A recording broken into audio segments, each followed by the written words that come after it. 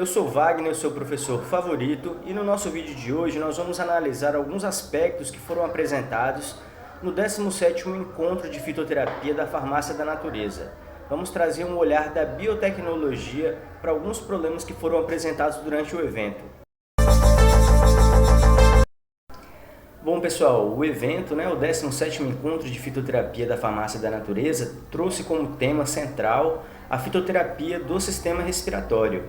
Então é um evento muito bonito, é uma parceria com a USP de Ribeirão Preto e a Farmácia da Natureza, lá na terra de Ismael. Então assim, um evento que está realmente muito interessante e ele trouxe como tema central e inicial de abertura a Micânia glomerata e a Micânia levigata, que é conhecida popularmente como guaco. Então, um dos aspectos que eu quero trazer de novidade para vocês é que alguns estudos mais recentes eles trouxeram para a gente a informação de que a composição química do fitocomplexo, dos metabólitos secundários da Micânia levigata e da Micânia glomerata, acabam sendo um pouco diferentes, principalmente com relação à concentração de cumarina. Então, essas plantas que normalmente são trabalhadas, são produzidos fitoterápicos a partir delas, como se fossem a mesma espécie, elas acabam tendo concentrações diferentes de cumarina. Isso pode beneficiar alguns pacientes em detrimento de outros, a depender da quantidade de cumarina que cada um vai necessitar. Lembrando que a cumarina, que é a benzopirona, ela é responsável pelo efeito broncodilatador no aparelho respiratório. Bom, então esse estudo ele traz para a gente, por exemplo, que a Micânia glomerata ela vai ser mais rica em ácido clorogênico e ácido dicafeoilquínico, enquanto que a cumarina ela vai estar mais presente na Micânia levigata. Um outro aspecto relevante que foi abordado durante o evento foi a necessidade de que realmente essas plantas que são cultivadas para gerar os fitoterápicos, que elas apresentem então as concentrações devidas desses metabólitos secundários. E para isso essas plantas elas precisam ser adubadas. E foi levantado então um questionamento sobre qual seria então o melhor tipo de adubo a ser utilizado durante essas plantações para que a gente tivesse concentrações adequadas de metabólitos secundários que pudessem então gerar medicamentos fitoterápicos que tenham uma qualidade, uma efetividade realmente que possa ser comprovada. Então, houve um estudo que demonstrou para a gente, por exemplo, a comparação entre alguns tipos de diferentes adubos que foram utilizados e em seguida foi analisada a concentração dos metabólitos secundários. Dentro do olhar da biotecnologia, o que nós podemos dizer é que existem biofertilizantes hoje no nosso período atual que estão sendo bastante utilizados porque eles são capazes de colonizar a chamada rizosfera, que é a região que fica em torno da raiz dos vegetais.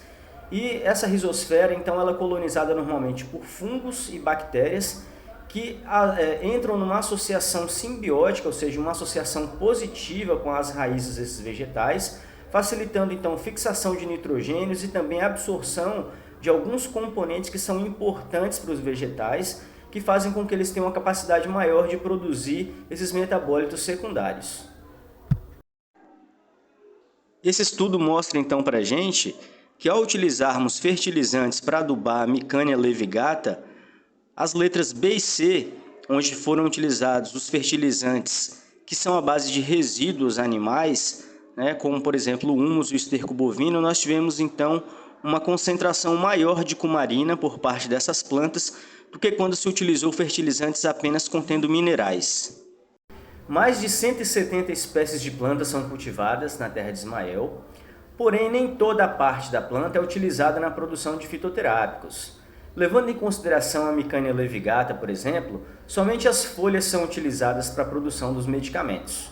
As outras partes que são cortadas, como talos e outras partes aéreas da planta, elas representam então resíduos que têm que ser descartados em algum local. E para que não se comprometa o solo, como foi bastante demonstrada essa preocupação durante o evento, é importante se ter então a consciência de que essa biomassa lignocelulósica, que nós chamamos no olhar da biotecnologia, ela é uma fonte de energia importante que pode ser destinada à produção, por exemplo, de etanol de segunda geração. Então podemos submeter a processos fermentativos essa biomassa lignocelulósica, que basicamente ela vai ser rica em lignina, em celulose e hemicelulose, e nós podemos obter não somente o etanol de segunda geração, mas também podemos obter aminoácidos, alguns outros compostos orgânicos e também podemos obter alguns açúcares, como por exemplo o xilitol, que pode ser utilizado na alimentação. Uma outra novidade foi o uso então da Micânia glomerata e da Micânia levigata como enxaguantes bucais, demonstrando uma atividade muito parecida com os efeitos obtidos com a utilização de clorexidina. Verificou-se também no evento que alguns estudos buscaram então avaliar o potencial antimicrobiano associado a essas plantas, Micânia glomerata e Micânia levigata, demonstrando, por exemplo, uma forte atividade antimicrobiana da Micânia levigata ante os Staphylococcus aureus.